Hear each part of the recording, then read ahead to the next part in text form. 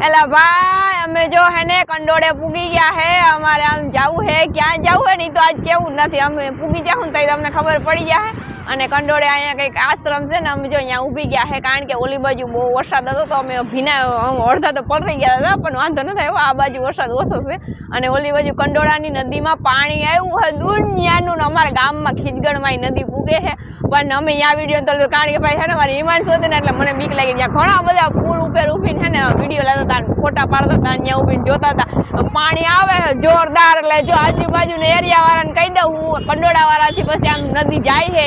બધાને કે પાણી આવે દુનિયાનું પણ કેટલા સુધી આવે ખબર નહીં કારણ કે કંડોળાની નદી આની કોરની છે ને એ તો હજી ભરાણી નથી ઓલી બાજુ નદી આખી ભરાઈ ગઈ છે અને અમે જો જાય છે મમ્મીની ઘરે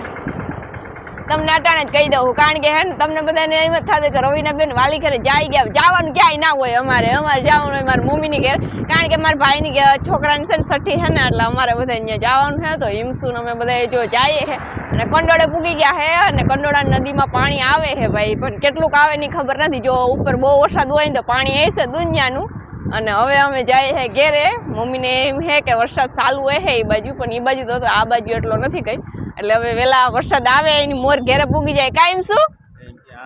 એમ કે આ બારીશ આવે એની મોર ઘરે પૂગી જાય એમ કે બોલશે હા આખડી બારીશ આવી હતી તો હાલો હવે અમે જઈએ